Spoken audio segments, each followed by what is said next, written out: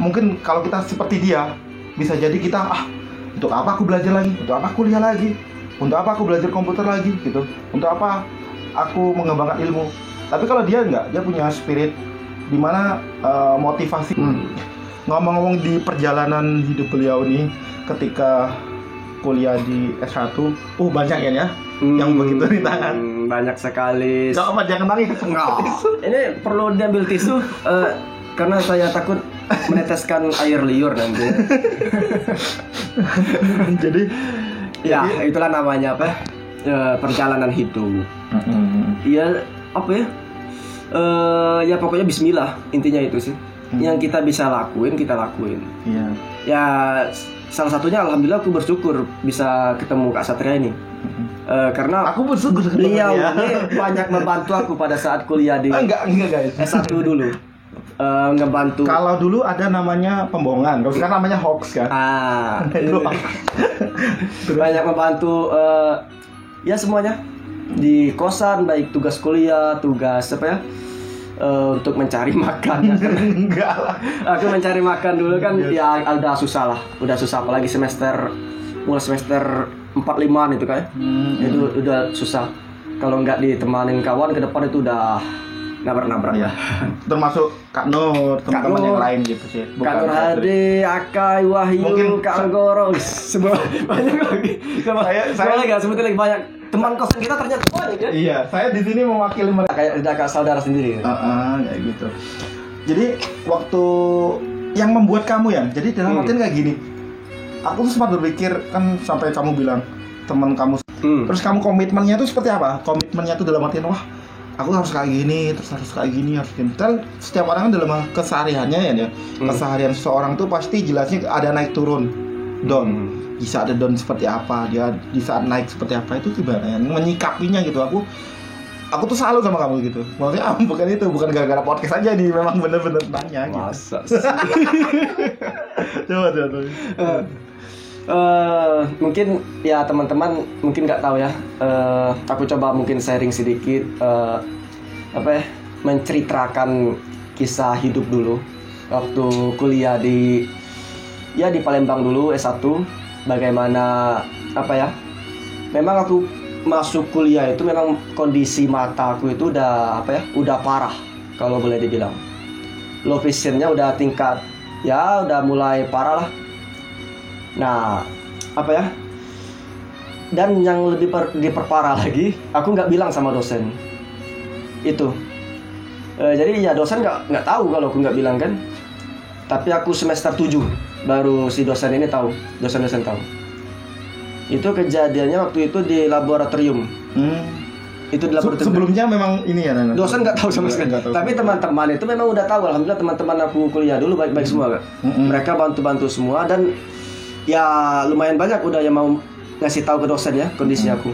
Tapi aku cegah. Aku cegah gini. Iya. Takut di DO. Oh iya benar. Aku takut di DO. Di sisi lain kita mau membicarakan apa adanya, tapi di sisi lain kita juga perlu waktu karena artian ya itu kata kamu jangan sampai di DO. Yang penting kan kamu sesuai kemampuan kamu yang luar biasa itu kan. Karena luar biasa enggak. biasa aja. Jadi kalau aku sama dia itu sering nyelah, tapi dia itu nyelahnya lucu guys. Ya karena biasa aja. Jadi aku berpikir kayak gini Yan.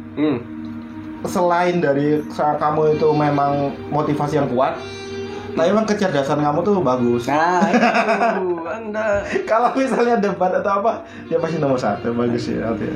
Ini perasaan tadi aku kasih nasi ayam guys. Tapi memujinya itu terlalu. Apalagi aku kasih uang. Terus kan gini itu kan dari awal kamu waktu kamu S1 gimana perjalanan kamu bisa melewati ini semua. Nah, pernah nggak kamu kayak gini berpikir, ya Allah kok aku nggak bersyukur, aku tuh kok nggak adil, Tuhan nggak adil. Pernah ngerasa ngeluh nggak sih kalau kita bandingin sama diri saya sendiri atau teman-teman sendiri itu kan kadang kan sering ngeluh, itu gimana kamu nyikapin gitu biar wah aku tuh nggak boleh ngeluh. Itu yang memotivasi kamu, apakah orang tua, adik, saudara atau teman-teman atau gimana yang memotivasi atau memang benar-benar kamu kuatkan tuh ke hal agama tuh gimana? Oke, sebelumnya aku clearin dulu ya. Tadi sesudah apa ya?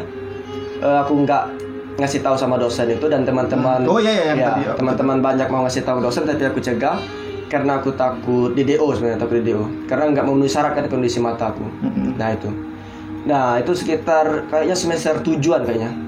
Itu kejadiannya di laboratorium kimia analis kalau nggak salah. Oh itu ya. Nah, laboratorium kimia analis itu kami lagi ujian UTS kalau nggak salah ya. Ujian berat semester. Nah, itu dosennya itu kebetulan juga ketua jurusan ya, ketua jurusan kimia. Nah, waktu itu ya mataku aku nggak bisa nulis lagi, aku cuma formalitas aja, cuma ikut aja. Yang penting yang mana aku bisa baca, aku bisa tulis, ya udah itu aja. Nah, waktu itu di laboratorium itu memang ya agak remang-remang lah. Dan mata aku memang udah parah banget itu semester 7 itu. Nah, pas aku mau ngumpulin itu ternyata teman-teman memang udah banyak yang ngumpulin kan. Nah, masih dikit teman-teman. Pas aku mau maju ke depan itu mau ngumpulin, aku nabrak bangku. Oh, nah, pas mau ngumpulin ke depan ke dosen itu nabrak bangku ya. Nabrak bangku dan mental bangku ya. Itu langsung si dosennya berdiri. Oh, kayak marah, kayak mau marah gitu. Kaget, marah. Tapi karena dia sebelumnya belum tahu. Kaget, marah dia. Tapi teman-teman yang lain memang nggak pernah ngomong. Pas aku nabrak bangku itu teman-teman langsung ini bagaimana ya? Mau dilanjutin atau mungkin di DO kan? Ya karena kondisi aku kayak gitu kan. Dan alhamdulillah ya, ternyata ya dengan apa ya? Enggak yang aku kira. Ternyata alhamdulillah dosen ini bilang keputusannya aku tetap dilanjutin dan gimana ujian baik UTS maupun UAS aku disuruh wawancara gitu. Oh, jadi lisan sama dia. Pakai lisan. Dan alhamdulillah lagi aku dikasih obat oleh pihak jurusan kimia kan. Oh, dikasih obat kalau nggak salah itu katanya 1.500.000 itu harganya tuh. Iya, uang kas jurusan kimia. Masya Allah. Terima kasih ya, Bu. Ya, terima kasih banyak aku ucapkan. Makasih banyak atas semoga bisa dengerin itu ya. Dan teman-teman angkatan 2010, adik tingkat, kakak tingkat semuanya, mereka itu semua ngebantu bingit. Oh, jadi setelah kejadian itu langsung tahu semua ya? Tahu semua atau maksudnya? Memang ya sebelum kejadian ini kakak tingkat, kalau adik tingkat sih memang ada yang beberapa ya. Kakak tingkat, khususnya yang 2008 kan yang ngospek kami itu. Itu rata-rata memang udah tahu kondisi aku gimana. Tapi kan waktu itu aku masih agak lumayan, tapi menurun terus. Nah itu kondisinya sebenarnya. Yang ke masalah disease ya, disease penyakit tadi itu dia gejalanya pertamanya ibaratnya normal-normal terus turun-turun itu ada faktor, misalnya ada faktor tertentu yang bisa mempengaruhi itu gimana? Mungkin biar teman-teman tahu gitu. Iya. Nama kelainan mata aku itu namanya retinitis pigmentosa. Retinitis pigmentosa. Kalau disingkat biasanya ya memang disingkat RP. RP namanya. Ini keren ya namanya. Rupiah. Mungkin kalau apa ya? Kalau tingkat milenial lagi dolar gitu.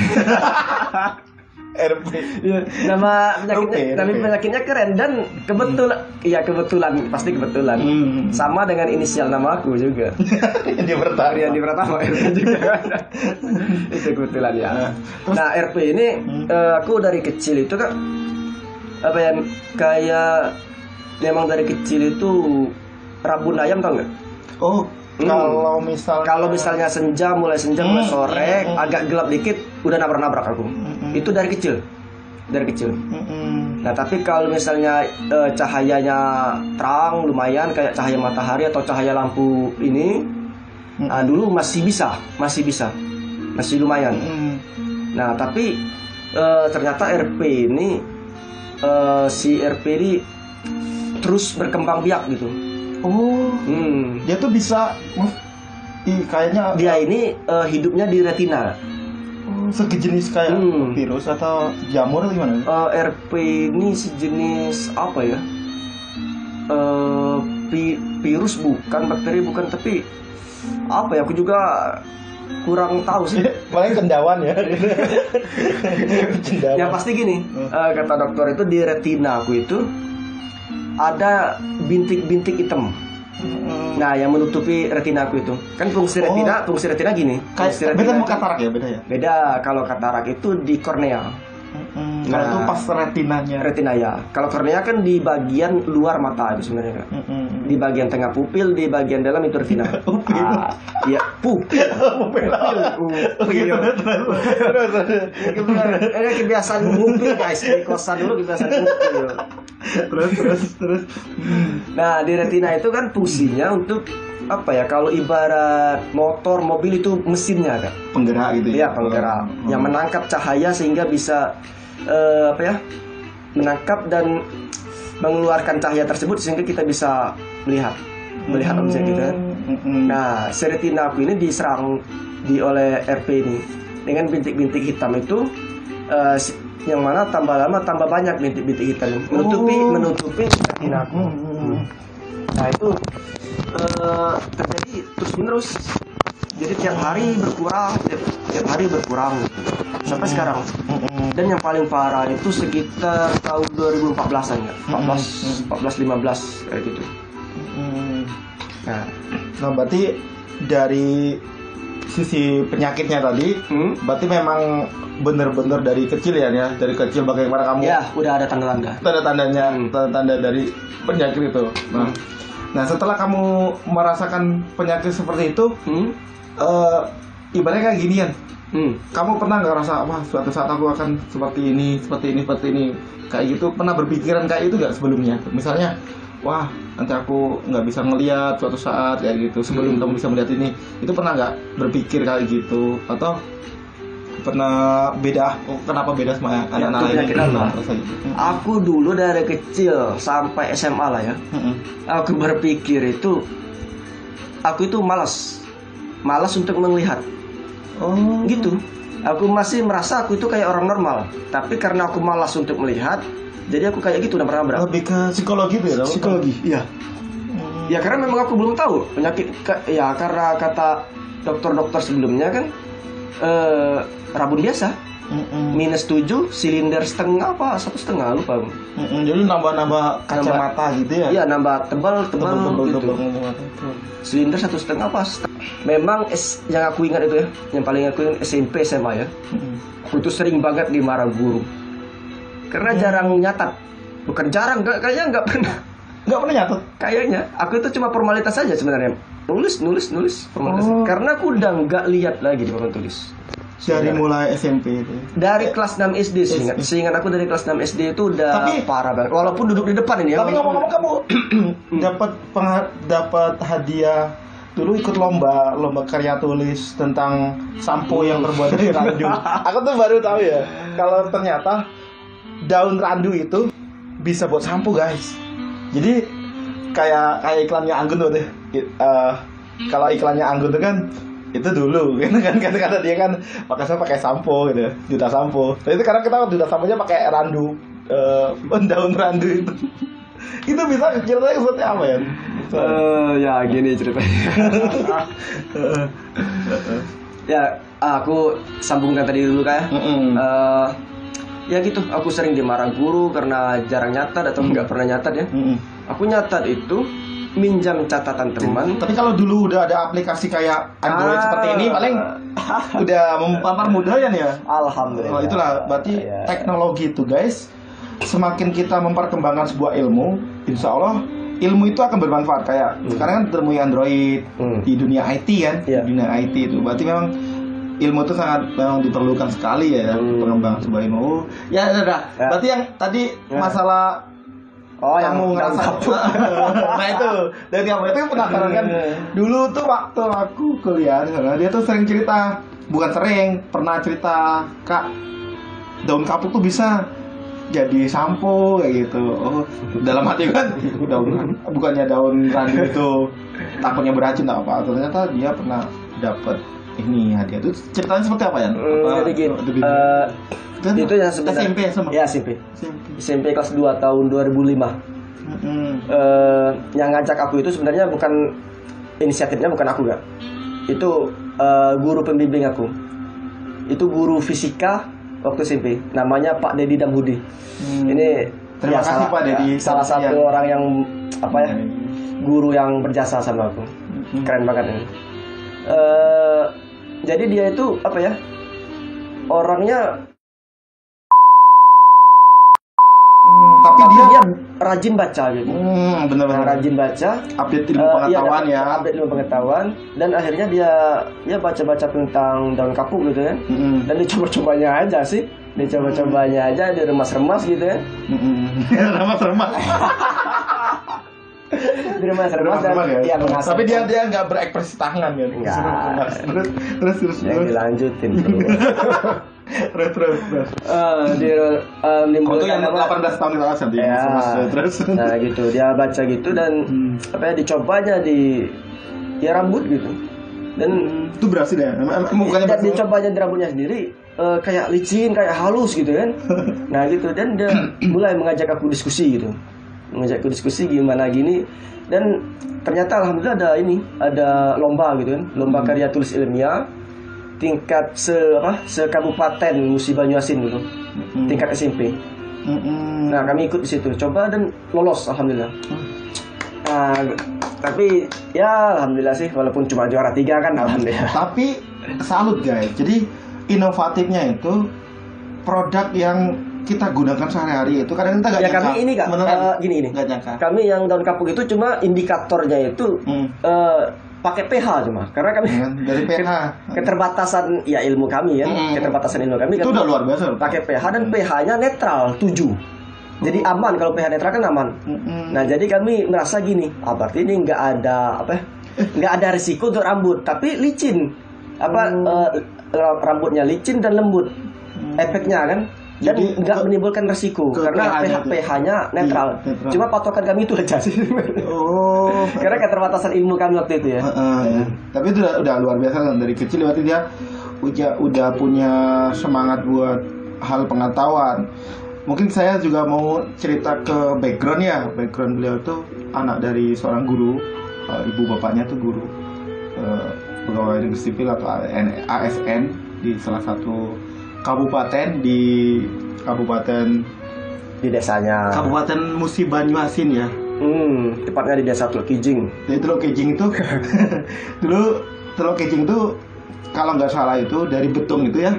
Kalau teman-teman di Sumatera Selatan, Betung yang mau ke arah Sekayu itu ada simpang 3 Betung tuh ya.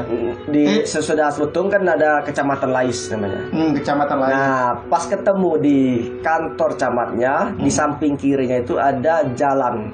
Ada apa ya? Ya jalan untuk masuk ke desa kami. Ada jalan apa batang? Jalan kan. Di samping kantor camat itu ada jalan. Nah, masuk jalan aja itu terus sekitar 12 kilo, itulah desa Teluk Kijing. Jadi teman-teman, sosok Riandy Pratama ini mungkin kan semoga nanti kan bermanfaat, bisa di share nanti kan siapa tahu ada yang terinspirasi, wah aku pengen ke daerah sana mau ngeliat atau gimana, bisa ke daerah Teluk Kijing.